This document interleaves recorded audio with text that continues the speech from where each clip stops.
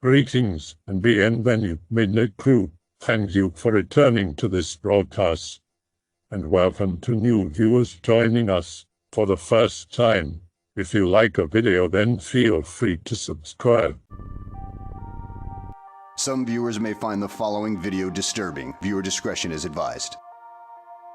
Toronto Noir. Does anyone have any stories about the darker side of the city? Stories about organized crime, political corruption, the occult, neighborhood legends. I always felt as if these things happen elsewhere, but not much here. But I usually keep to myself and wouldn't be in the know about it. Anything you got would be interesting. I've lived in the city for most of my life and heard some strange tales in my day. Occult conspiracy. Supposedly Toronto is where a lot of American and British intelligence officers hide out between wetworks ops. There are a lot of places in the city with ties to the IC community/Five Eyes. They like to hide in plain sight, so when you see a name that is really on the nose, bet your ass they hang out there. Cloak and Dagger. Organized crime. The after-hours clubs are insane and shady as hell. There are a few in the Kensington Market area. One can be found by going down an alley and knocking on a steel door in the back of a building. You pay $20 to enter and climb down a set of stairs into a large basement where anything goes.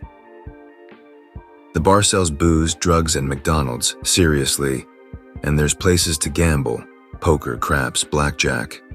It's a pretty strange scene filled with the high and low of society. Political corruption. The Fords and a few of their allied city council members were straight-up gangsters.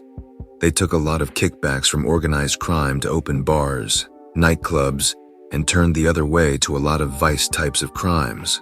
Basically, drugs, prostitution, gambling, etc. were all okay as long as you don't make a scene. Another weird thing about Toronto is that Drake either unwittingly or wittingly is responsible for a lot of the murders and violent street crime scene in the past few years. He uses muscle from a few street gangs and got some really fucked up people out of prison. One of the guys in Drake's posse is a young killer gang leader who once made a rival gang member pleasure every member of his gang. That's the kind of shit Drake has around him. The TPS Vice Squad for some time kept a pink bunny suit near the interrogation rooms. When they needed to convince someone of something, someone would put on the suit, turn off the camera, and beat the shit out of the suspect. It came up a couple of separate times in court, no one believing the beaten suspects, until the Crowns realized the vice detectives were corrupt. Toronto Vice Squads out of 51-55 divisions were infamous back in the day for just straight-up robbing drug dealers blind. I'm sure they still do it. Interesting about 55th Division. So I have a story that I jumped onto my desktop to write as I want to eat and watch my movie. This is a real story and told to me by a detective from 55th who once came into my old workplace with a fat wad of 20s, 50s, 100s, and pulled it out like nothing. Straight-up evidence room type money. For reasons I will not go into, this guy told me something I had actually asked after hearing shit from 4chan a long time ago. Remember the Danforth shooting last year? That was a terrorist cell that never made the news due to backlash within Canadian propaganda politics. It was a troubled and mentally unstable random event. Oh no, far from it. After Faisal Hussein was identified as having carried out Sunday's attack that killed 2 and wounded 13, it emerged that his brother had been unconscious in a coma at Sunnybrook Hospital in Toronto for months. Fahad Hussein, 31, was arrested in Saskatoon on July 25, 2015, and charged with possession of cocaine for the purposes of trafficking, according to Saskatchewan courts. On February 21, 2017, the case was forwarded to federal prosecutors to be sent to Ontario. Fahad was residing at a Thorncliffe Park address with his parents, Farooq and Sultana Hussein, as part of his release when he was arrested once again in February 2017 and charged with breaching his bail conditions after he was allegedly found to be in possession of shotgun shells. He was also charged with violating his curfew. His family was struck by tragedy when his sister was killed in a car accident. The event was a turning point for the family, Sukera said. Last year brought another blow. Faisal's older brother, Fahad Hussein, suffered a drug overdose last summer and as of January this year remained in a vegetative state at Sunnybrook Health Sciences Center, court records show. The older alleged crack-dealing brother of Danforth massacre shooter Faisal Hussein was ordered to live with his surety at a Pickering home, where police later found the largest haul of the ultra-dangerous drug carfentanil in Canadian history and a huge collection of illegal firearms. 3 months after Hussein's overdose in June 2017, police found 42 kilograms of carfentanil mixed with 17 kilograms of a cutting agent plus caffeine, and 33 firearms at Hussein's home and his surety Ansari's rental property. Carfentanil, an elephant sedative, is 10,000 times more potent than morphine and 100 times more powerful than standard fentanyl. So let me sum it up. The brother was selling crack with his girlfriend in Saskatoon, gets caught, and the case is sent to his home where family is in Toronto, Thorncliffe. Ordered to live at home and breaks house arrest apparently for dealing crack again. Another case, he is ordered to live in Pickering with his surety in Pickering. The sister dies in a car crash sometime before. In an emergency, assuming when Danforth shooter brother ends up in a medically induced coma, firefighters find a lab of 42 kilograms of carfentanil. Even skin contact with this shit can have disastrous effects. Brother with loss of hope and, my own suspicion, blames North America, Western culture for the loss of his sister and his brother in a coma. He then goes on a shooting where eyewitnesses report that he saw people of similar descent and said, "Don't worry, I'm not going to hurt you," and went to target Canadians and people of non-similar looking backgrounds. Detective tells me that the brother, only reason for having such an insane amount of carfentanil, was trying to turn the solid into a liquid or gas for a city release. The amount of carfentanil was a dose of just 20 micrograms, smaller than a poppy seed, is fatal to humans. With 1 billion micrograms per kilogram, yes, billion, it translates into 50 million fatal doses per kilogram. Police seized 42 kilograms of carfentanil, or 2.1 billion fatal doses, from the basement of Ansari's home, the same home Fahad Hussein was removed from when he overdosed on a combination of cocaine, heroin, and an unnamed substance.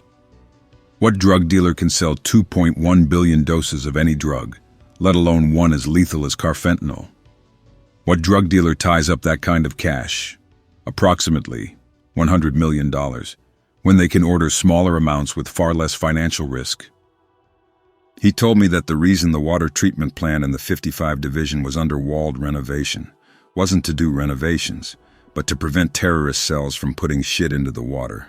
Batman Begins type shit. The entire situation was a terrorist operation that will never see the light of day, as it was wiped under the carpet to not panic the public. That's what really happened in this tragic, awful story, and nobody will ever know the evil lurking within our naive country. What does anyone know about Jerry Schwartz? There are titans, and then there is Gerald Schwartz. From behind the faux French windows at his 49th floor office atop the TD Tower in the heart of Toronto's financial district, he looks down upon us all. He is the founder-CEO of Onex Corporation, Canada's largest private equity firm and one of the most powerful living businessmen in the country. The man standing behind this shifting corporate labyrinth himself is something of a paradox. Gerald Schwartz, the chameleon of Bay Street. When a Toronto Life reporter attempted an unauthorized probe into his career, Jerry sniffed her out quickly. Spewing forth from the magazine's fax machine came ominous and unsolicited warnings that every source and every citation used in the profile better be documented for potential legal action. When the unimpressed reporter tried asking around Bay Street anyway, she found herself almost invariably stonewalled. One contact went so far as to threaten to drop her in acid if he was even named in the story. The sense of secrecy surrounding this man comes from more than one forlorn reporter. His personal residence, Toronto's single most expensive home, is so notorious it has been dubbed Fort Schwartz.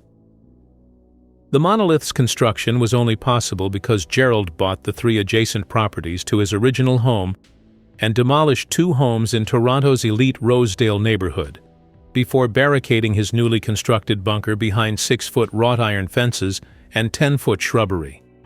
He spared no expense to get his liar. The construction charge alone was rumored to be $25 million. Tossing off breezy ad-libs on an assortment of public stages, Schwartz and Reisman seemed disarmingly open. Only gradually does it become clear that their banter can be deceptive, a calculated facade to keep uncontrolled inquiry at bay. In Toronto, be 18-year-old me driving my parents' shitty car with my best bud around the city. Decide to drive into High Park at midnight because it's a nice drive if you go in through Bloor Street. Driving slowly through the park and notice guy dressed in dark clothes in my headlights. Get closer, and we realize he's wearing robes with tassels and shit. We both say, WTF is this guy? We are about to reach the guy when he jumps in front of the car screaming and shaking some weird object in his hand. Hit the gas, and the car nearly dies because it's so shitty, thanks Hyundai. Narrowly avoid hitting crazy psycho. As we speed off, my friend says he's still chasing us, and we are both freaking out. We are about to hit the restaurant in the park when we look down into the valley on the right. There's a huge bonfire and like 10 people prancing around raising something in the air. Guy is still chasing us screaming, and the other people take notice. Drive the fuck out of the park and pretend like it never happened. One of many High Park stories for me. Another High Park story. Be me at age 8, 10 years old. Parents take me to the playground at the park that used to have the giant metal slide, yes, I'm old, near the duck pond. Make my way up to the top of the slide and see a path leading out behind it. Follow the path by myself and it eventually just ends, but I start hearing some voices in the distance. Instantly recall news reports of people finding body parts in suitcases strewn about the park. I'm a bit spooked, but I'm small and ninja-like, so I try to sneak a bit closer to where the voices are coming from. I walk slowly, trying not to make too much noise, and finally look past a large bush and see 2 men in the distance lifting what I believe was a woman's limpish body. Have no idea how they got there, or why anyone would be in this area since it's pretty well hidden. Remember thinking that person is dead, and I back away slowly. Make it back to the giant slide, and burn my legs going down the piece of crap. Never tell my parents because my dad would have beat the crap out of me for wandering off. Still haunted by the vision of the woman's limp body to this day. When I was a kid up until around 7, I had epilepsy, so a lot of things I remember are kind of weird because of the seizures. Anyways, living in an old house on Lansdowne between Bloor and College. Always be mega afraid of the basement. I used to stand at the top of the stairs looking down into the bathroom, and the light would just turn off and on by itself. Getting goosebumps right now. Anyways, I had 2 My Little Pony toys that were identical. OG Brony right here. Wake up one morning and notice that I only have one. Go crazy and ask my sister if they took it or know what happened to it. Claim they never touched it or saw it anywhere. I'm pretty upset and keep looking for it for a couple of days. One night I wake up and I can't quite tell if I'm having a seizure or dreaming. I look over to the night table where I keep my toys. That's about 2 meters away. I see a tall man telling a young girl, "Put the toy back." I can't remember if I was scared or not, but I fell back asleep. I wake up in the morning and go and check the night table, and both My Little Pony toys are in the drawer. I'm super happy and just think it was this weird, cool dream. Fast forward like 15 years and I'm talking to my eldest sister about this story, and she starts saying, "Oh my God, are you serious?" She says the house was haunted by 3 ghosts, an old woman, and man, and a young girl. She says she used to see them outside our bedroom all the time, and that the old lady looked really mean, but everyone else seems friendly. At this point, my middle sister starts freaking out. My middle sister used to sleepwalk a lot and would often find herself at the top of the stairs to the basement, and a lot of times the lights would start flickering. A few times she found herself in the basement and freaked the fuck out, screaming, saying something was there. We all look at each other and realize we all had these events happen independently, but they all seem to match. Writing this has given me chills, and I don't even believe in ghosts. So the following are excerpts from a book released decades ago about how the elite will take over the world. It predicted a few things that are happening right now. Here is the detail with which we will by 1998 be able to pave the way for the birth of our world government. 1. Expand the leisure society, which has been so profitable to date, by using the invention of the video that we funded and games attached to it, end up perverting the morals of youth. Offer him the opportunity now to satisfy all his instincts. a being possessed by his senses, and slave of these, we know, will have neither ideal nor the inner strength to defend anything. It is an individualist in nature, and is a perfect candidate which we can easily shape to our desires and our priorities. Besides, remember how easily our predecessors were able to turn all German youth at the beginning of the century using the disillusionment of the latter. 2. Encourage student causes for all cases related to the ecology. The mandatory protection of the latter will be a major asset on the day we will have pushed the nation-states to exchange their domestic debt for a loss of 33% of all their territories remaining in the wild. 3. Let us fill the inner void of that youth by initiating, from a very young age, the world of computers.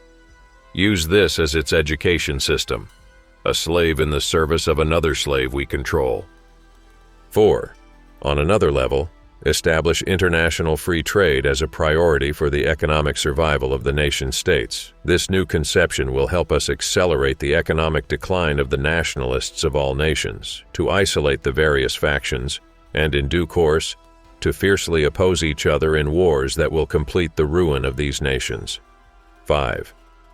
To ensure at all costs the success of such an endeavor, let us ensure that our agents who have infiltrated the ministries of intergovernmental affairs and immigration of the nation-states make major changes to the statutes of these ministries. These changes will essentially open the doors of immigration to Western countries with a large mass of immigrants entering across their frontiers, immigration that we have indeed caused by having taken care to break out here and there new localized conflicts. Through well-orchestrated press campaigns targeting public opinion in the nation-states, we provoke them to accept a large influx of refugees which will have the effect of destabilizing the domestic economy and increasing racial tensions in their territory. We will ensure that groups of foreign extremists are part of the influx of immigrants, which will facilitate the political, economic, and social destabilization of the nations concerned. 6. With free trade, which in reality is not free because it is already controlled by us at the top of the economic hierarchy, infiltrated by the trilateral commission, that of Asia, America, and Europe, we will bring discord within the nation-states by rising unemployment related to restructuring of our multinationals. 7. Slowly but surely we will move our multinationals into new countries with the idea of a market economy, such as the countries of Eastern Europe, Russia, and China, for example. We do not care much for the moment if their population has or has not a large pool of new consumers. What interests us primarily is to have access to the slave labor, cheap and non-union, that we offer these countries and the Third World. Moreover, are their governments not put in place by us? Do they not call for foreign aid and loans from our International Monetary Fund and our World Bank? Such transfers offer many advantages for us. They help to maintain these new populations in the illusion of an economic liberation and a political liberty, when in reality we shall prevail over their desire for gain with a debt they can never hope to pay. As for Western populations, they will be maintained in the dream of economic good times because products imported from these countries will not suffer any price increase. But on the contrary, without them noticing at first, more and more industries will be forced to close their doors because of the transfers of industries we have made out of Western countries. These closures will increase unemployment and bring significant losses of revenue for the nation-states. 8. So we will develop a worldwide global economy which will completely escape the control of nation-states. Above all, in this new economy, no political or union pressure may have power over her. It will dictate its own global issues and will require a reorganization of politics, but according to our priorities worldwide. 9. With this economic independence having as laws only our laws, we will establish a culture of mass globalism. By controlling international television and media, we will institute a new culture but leveled, uniform for all, without any future creation escaping us. Artists will reflect our future image or will not survive. No more this time will independent cultural creations at any time put in jeopardy our globalist projects, as was so often the case in the past. 10. By the same economy, par cette même economie, We will then be able to make use of the military forces of nation-states, such as those in the U.S., in humanitarian aims. In reality, these forces we will use to submit recalcitrant countries to our will. Thus, the Third World and others like them will not be able to escape our willingness to use their people as slave labor. 11. To control the world market, we will divert the productivity of its first goal, to free man from the hardness of work. We shall orientate it to turn it against man by enslaving this last to our economic system, where he will have no choice but to become our slave or become a criminal. 12. All these transfers abroad of our multinationals and reorganizing the global economy will aim, inter alia, to drive up unemployment in Western countries. This situation will be more feasible because at the beginning, we favored the massive importation of commodities within the nation-states, and at the same time, we have overloaded those states by overuse of their population in the production of services they cannot pay. These extreme conditions will be multiplied by the millions on welfare bodies of all kinds, illiterate, homeless, etc. 13. With the loss of millions of jobs in the primary sector, caused by the same disguised escape of foreign capital out of the nation-states, it will be possible to develop the death of social harmony with the specter of civil war. 14. The international manipulations of governments and peoples of the nation-states will give us the excuse to use our IMF to push Western governments to implement austerity budgets under the cover of a reduction of their illusory national debt and the retaining of their hypothetical international credit rating and the preservation of the impossible social peace. 15. Using those emergency budgetary measures, we will break the financing of the nation-states for all their mega projects, which represent a direct threat to our global control of the economy. 16. Besides, all these austerity measures will allow us to break the national will in modern structures in the areas of energy, agriculture, transport, and new technologies. 17. These same measures will give us the perfect opportunity to introduce our ideology of economic competition. This will mean within the nation-states, through the voluntary reduction of wages, the voluntary departure with the presentation of medals for services rendered, which will open the door to the installation of our technology control. At this time, all departures will be replaced by computers in our service. 18. These social changes will help us to fundamentally change the workforce and the police and military of the nation-states. Without arousing suspicion, under the pretext of the necessity of time, we will get rid once and for all individuals with a conscience. In this restructuring of the police corps and the military, we will dismiss without challenge the older staff, as well as all elements not carrying forward our globalist principles. These will be replaced by young recruits lacking conscience and morality, and already all trained and supporting the reckless use of our technology of networked electronics. 19. At the same time, and always under the pretext of budget cuts, we will ensure the transfer of military bases of the nation-states to the United Nations. 20. To this end, we will work for the reorganization of the international mandate of the UN. From peace force with no decision-making power, we shall raise them to become an intervention force which will, in a while, render the military forces of the nation-states homogeneous. This will allow us to, without fighting, achieve the demilitarization of all these states, so that none of them in the future are sufficiently strong, independent, to challenge our world power. 21. To accelerate the transfer process, we will involve the current strength of the United Nations in intractable conflicts. In this way, and with the help of the media that we control, we'll show people the impotence and uselessness of this force in its current form. Frustration helping, and pushed to its climax at the right time, it will push the people of nation-states to beg international bodies to form such a multinational force at the earliest opportunity to protect at all costs the peace. 22. The emergence of the next global commitment to a multinational military force will go hand in hand with the establishment within the United Nations of a multi-jurisdictional intervention force. Using this combination of effective police and military, created by the same pretext of increasing political and social instability within these states collapsing under the burden of economic problems, we can better control the Western populations. Here, The excessive use of electronic filing and identification of individuals will provide a complete monitoring of all populations. 23. The reorganization of police and military, internal and external, of the nation-states will converge on the obligation of all to the establishment of a world center of judiciary. The center will allow the individual police corps of nation-states prompt access to databases on all individuals, potentially dangerous to us on the planet. The image of striving for better judicial efficiency and more close links created and maintained with the military will help us highlight the need for an international tribunal, coupled with a global justice system, one for civil affairs and criminals, and another for nations. 24. During the growing acceptance by all of these new requirements, it will be imperative for us to earlier complete the global control of firearms within the territories of the nation-states. To do this, we will accelerate the Alpha Plan implemented during the 60s by some of our predecessors. This plan originally had two objectives which have remained the same today. Through the intervention of crazy shooters, creating a climate of insecurity in people to get them to support tighter control of firearms.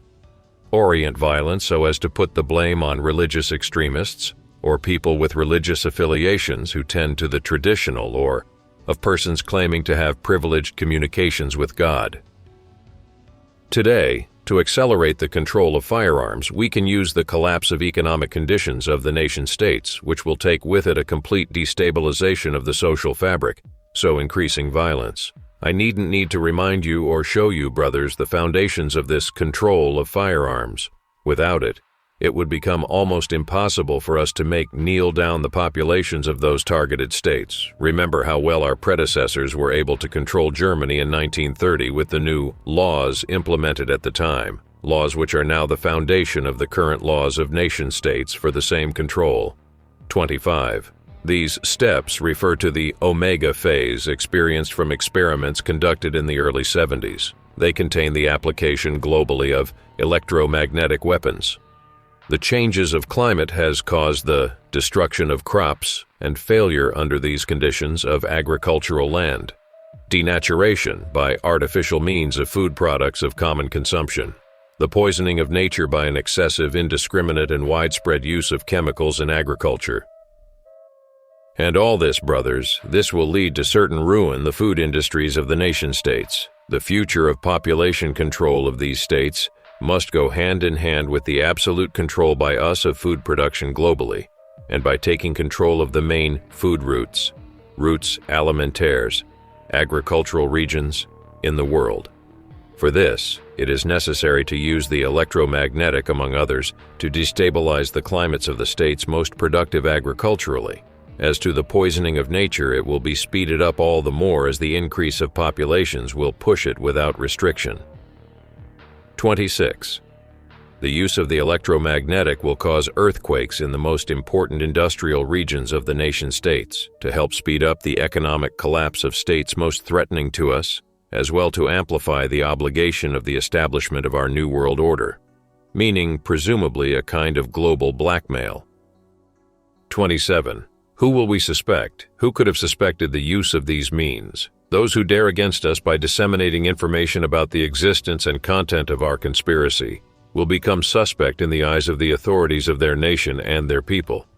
Thanks to the misinformation, lies, hypocrisy, and individualism that we have created among the people of the nation-states, this man will become an enemy for humans. Thus, these independent individuals, who are more dangerous to us precisely because of their freedom, will be considered by their peers as enemies, not liberators. Child slavery, the pillaging of the Third World, unemployment, propaganda for the liberalization of anti-drug laws, the brutalization of the youth of nations, the ideology of respect for individual freedom, diffused in commercial churches and within the nation-states, obscurantism considered as a basis of pride, inter-ethnic conflicts, and our latest achievement, budget cuts. With all that, we can finally see the performance of our ancestral dream, the introduction of our New World Order. End of document of the end of June 1985. These concluding remarks were added in by Serge Monist. We cannot allow the existence of independent groups from our power. So eliminate landowners by making them slaves to obedient industries under our control. In regard to the others, we will allow them to organize into agricultural cooperatives, which our agents will infiltrate to help guide them towards our future priorities. Using the state, let us highlight the respect due to the mandatorily diverse cultures and to the people, religion, and ethnicities, which are ways for us to put the concept of personal freedom before the concept of national unity, which will allow us to better divide the populations of nation-states and thus weaken their authority and their ability to maneuver. Taken to extreme limits, but within the international plan, this concept in the future will push the ethnic groups of different nations to come together to claim individually its own share of power, which will complete the ruin of nations and will burst into endless wars. Then the nation-states will be weakened with many battles, all based on the recognition of their independence. The nationalists will be divided into different cultural and religious factions, opposing each other blindly in struggles without end, and our youth will have completely lost touch with his roots. So we can then use the UN to begin to impose our new world order. It is generally acknowledged that man, once having secured his basic needs, food, clothing, and shelter, is much more likely to be less vigilant. Let us allow him to lull his conscience while we direct our own thing in his mind, tout en orientant à notre guise son esprit en lui créant, by creating favorable economic conditions. So during this period of the 70s, where our agents will slip across the different spheres of society to accept our new standards in education, legal rights, and social policy, we will spread it around in a confident economic climate. Work for all, the opening of credit for all, recreation for all, will work in tandem to create an illusion of a new social class, the middle class. Because once we have achieved our goals, this class in the middle between the secular poor and us rich will definitely disappear by cutting off all means of survival. In this sense, we will make the nation-states the new parents of individuals. Through this climate of confidence, which our international agents will act to reinforce by removing any specter of world war, we will promote the centralization to the death for the state. In this way, individuals can gain the impression of complete freedom to explore, while the legendary burden of personal responsibility will be transferred to the state. This liberation is the ultimate means by which we will be able to get rid of the conscience of the people, a reference to good and evil. The collapse of the moral and religious barriers will allow us to complete the process of the false liberation of man from his past, but which in reality is a form of slavery that will benefit our globalist plans. The door opened for the encouragement of liberty to divorce, to abortion on demand, to various forms will help us to fundamentally alter the historical basis of the legal rights of societies. It will be a major push on all individuals towards a general loosening of morals, to divide people against each other according to their instincts and their own interests, to destroy the future of the youth, pushing for damaging experiences of early sexuality and abortion, and to break the morality of future generations by pushing them to alcoholism, drugs of any kind, with respect to which our senior officers of the international lodges will take care to take over the world, and suicide. The latter considered by disenchanted youths, abandoned and left to themselves as a chivalrous end. Let's disappoint the nation's youth by showing them to their parents as irresponsible, irreligious, immoral, not ambitious, giving themselves over to pleasure, escape, and unbridled satisfaction of their instincts at the cost of lies, hypocrisy, and betrayal.